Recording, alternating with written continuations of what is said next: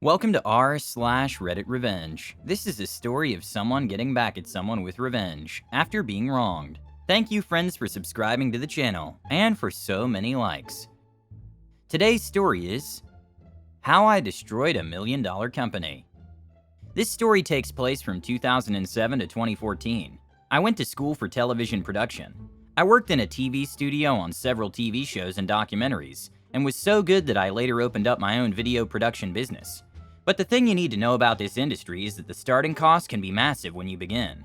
You can't do the work unless you have the equipment, so at minimum you need to spend $25,000 on equipment before even opening your doors. And so during the first couple of years when my company was still in the red and paying off the cost of equipment, I decided I would take on a side job that could provide a consistent livable income. With my previous experience in TV, and being an expert at several different types of equipment, it was just the edge I needed to get into a position at an upscale luxury hotel in my city. By upscale, I mean it was the luxury hotel, one of the oldest hotels in the Midwest, and the fanciest non-chain hotel in the entire state. Think the Plaza Hotel of the Midwest. Let's call them Fancy Hotel. It was 2007 and I was just starting out as their brand new audio-visual technician. As an AV tech, I literally made all events at the hotel happen. A few hours before your event, I would be the one in the ballroom setting up everything. The lights, sound system, projectors, screens, and even some stage elements. I was the difference between your event looking impressive or your event happening in a bare-bones room. If your event called for it, I would also be the one in the back of the room operating the tech table. This is one of the areas my previous experience in the TV studio came in handy. I was already used to the high-paced experience of operating a live event, so I was right in my element. After the event, I would then have to strike the room and get it ready for the next event. I was good at my job, very good. So good in fact that within 6 months of being hired, I became their lead technician, meaning it was my call to make sure every event was set up and ready on time. I managed a team of 3 other techs and made sure every event was ready to go. I can honestly say that I've never missed a deadline on an event, even when turnaround times in a ballroom were measured in minutes rather than hours. I learned in the TV industry that when the event starts at a scheduled time, no matter what, the show must go on, so I always figured out a way to make it happen. A little background on how the Fancy Hotel ran. I had several layers of bosses. Immediately above me, there was the director and the salesperson. The salesperson handled the months of planning, contracts, and billing of clients, and the director was the linchpin that connected all the activities of the hotel to all the activities of the AV department. Together, we were just one branch of a larger AV company that we'll call Alpha AV. Alpha AV is a nationwide company that has locations in hundreds of hotels across the country. My branch of Alpha AV worked for Fancy Hotel. Along with having the event guests at the hotel as clients, the hotel itself was also considered a client. Alpha AV was under a contract that granted us residency at the hotel. Fancy Hotel would throw all AV business our way, in return for a percentage of the profit, as well as providing all hotel AV needs for a reduced cost. Hotel events could be as simple as a projector and screen for a weekly staff meeting, or could be as difficult as a huge company event for the parent company. The hotel is owned by a large corporation. We'll call them Billion Dollar Corporation, or BDC for short, that owns several upscale luxury hotels all over the country. But the home office for BDC was only 3 blocks away from Fancy Hotel. So Fancy Hotel was the flagship hotel for the entire corporation. The hotel that BDC would hold all its events at. The hotel that was always under the microscope and held to the highest standards. Over the years of working side by side with BDC, I made some pretty big connections. Since I was an AV tech with a video production company, I was able to negotiate that into a very profitable situation, in which I started to handle the corporation's video production work, when needed, in connection to a hotel event. Whenever they had a presentation to give that required more than a simple PowerPoint, I made the video. So needless to say, I became very well known among the staff at a Fancy Hotel, and the staff at BDC. I was also well known among the event staff and executives I worked with at the hotel.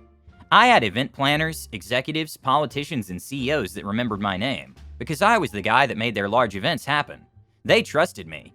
I was sometimes the only outsider present in a room where secret meetings were taking place. And I was even vetted by the Secret Service, so that I was the only AV tech in the city with the security clearance to be in the same room as the president. Those years with Alpha AV were some of the best years of my professional career, and I received constant praise and recognition from clients, the hotel, and BDC. But all things must come to an end, and in 2012, Alpha AV's contract was up. BDC had the choice to either renew the contract or go with a different AV company. Enter Beta AV. Over the last year and a half, they've been growing and moving into our territory. It was no secret that a couple of Beta AV's executives had the ear of some of the BDC executives, so it was no surprise when the decision was made that in order to cut costs, Alpha AV was underbid, and Beta AV would become the next resident of the hotel. Did I mention this was a national deal? For the last 5 years, Alpha AV had been the AV company at every hotel of BDC nationwide, and now every location was switching to Beta AV. When it came to our hotel, the flagship hotel, there was a stipulation entered into the contract. I had to come with the deal. I knew the clients and the clients knew me. They trusted me. They knew the work I produced was quality, and it would ease the transition considerably. So there I was, traded like an asset in a multi-million-dollar deal. On one 20-hour day in May of 2012, I moved Alpha AV out of the hotel, clocked out for the last time, and immediately clocked in with my new position as the lead AV tech for Beta AV, and moved all their equipment in. Considerably less and cheaper equipment. The transition started out rocky, to say the least. The clients trusted me and the hotel trusted me, but I could tell my new company still saw me as a member of a rival AV company, an extra person that they were required to hire. The contradictions started almost immediately. I had been running the storage rooms for 5 years, and so I knew where to store the equipment in the most efficient manner possible, but they made sure to correct me and make sure we moved the equipment in the way they wanted it. Over the next 2 months, they quickly learned that I was correct, and the equipment made its way into the proper spot. The AV office also went through some changes, as it became off limits for us technicians. It was to be an office for the director, the salesperson, and for clients.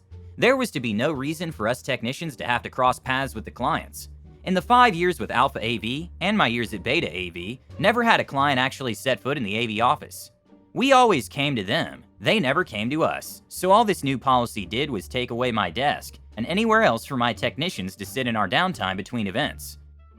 Those were just changes that screwed with us technicians. Over the next year, the changes this new AV company made started to affect the clients. A pattern started to emerge, which the clients began to pick up on. Clients who had the same event at the hotel year after year for decades suddenly noticed a steep rise in the cost of everything. And then when the clients arrive and take a look at the ballroom, it's nowhere near as fancy as in previous years. In short, we were overcharging and under-delivering. I would try to slip our clients some of the equipment I knew they needed, but the new sales guy put a stop to it whenever he caught me.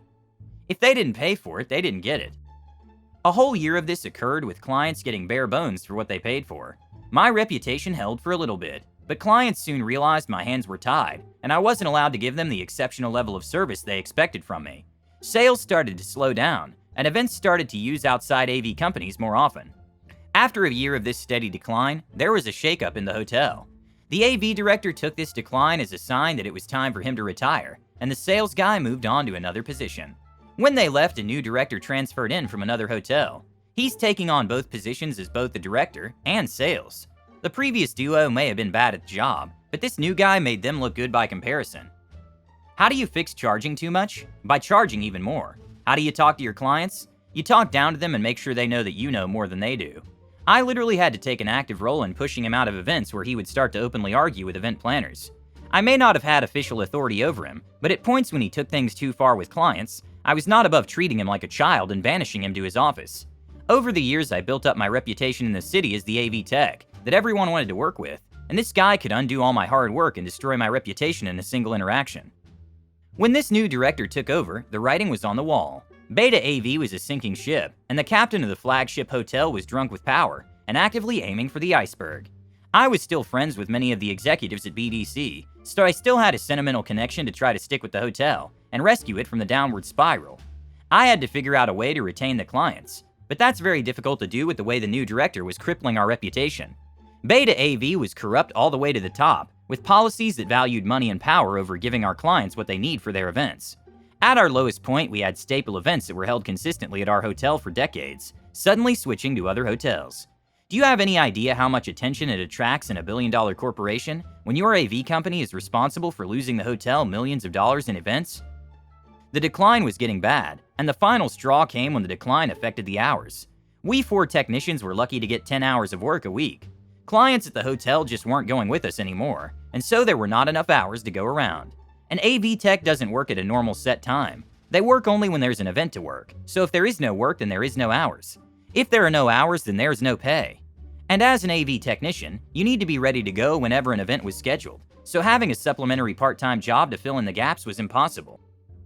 We had it. I started to orchestrate a little operation in our massive amount of free time.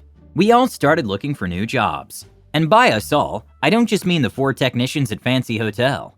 A similar decline was happening at all the other Beta AV hotels in our area, and so I convinced every technician in the area to start job searching if they weren't already doing so. As luck would have it, our job searches were all receiving some very promising results at roughly the same time, so a synchronized event was possible. Now, nothing can be proven that I had anything to do with it, but a friend of mine at Alpha AV, my old director who is now promoted into an executive position, may or may not have been given a sufficient heads up on what was about to happen. A hint or two may have also made its way somehow to a couple of friends I still had at BDC.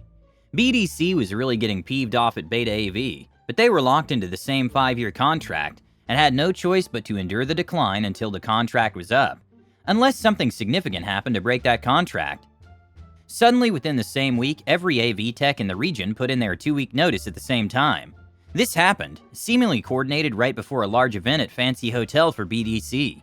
As I said before, Fancy Hotel was the flagship hotel where BDC held all the corporate events, and now the only one left to set up and run their largest event was the lone incompetent Beta AV director. This problem created a massive ripple effect through Beta AV. The biggest yearly event for their biggest client at the flagship hotel was in jeopardy, and they did not have the manpower to deliver what they promised. They were in breach of the contract. But lucky, Alpha AV somehow heard about all these problems coming up and was able to swoop in and provide the most impressive AV setup BDC ever had at their event. This series of events really impacted Beta AV's worth as a company, and Alpha AV was glad to step in and make Beta AV an offer. Alpha AV ended up absorbing Beta AV. All equipment and personnel became part of Alpha AV. Alpha AV also absorbed the existing contract, which BDC was happy to allow them to do. Alpha AV moved back into every BDC hotel nationwide. Events returned to the hotel upon hearing this news, and the reputation was restored. My plan went exactly well as I hoped it would. The mass quitting I organized was the final nail in the coffin to take down a multi-million-dollar AV company. Alpha AV was able to expand back to the size they were before, and is still at all of BDC's hotels to this day. BDC was hemorrhaging money due to Beta AV, and they were quite relieved to be rid of them. As I mentioned, I held on to the position for far too long. I should have gotten out 2 years earlier than I did, and in those 2 years of minimal hours for minimal pay, I ended up in a financial black hole that I just finished digging myself out of last year. My car was repossessed, my condo was foreclosed, and my business was forced to close its doors as I had to sell all my equipment just to get by. From that point on, I was forced to give up on following my dreams, and instead follow the money instead. To get positions that paid big rather than positions that allowed me to do the kind of work I would love to do. Beta AV took everything from me, but I can proudly say that I was the one tech responsible for taking out an entire company. I think if the Beta company could hire a professional boss, not a dude who runs for money, they could stay afloat.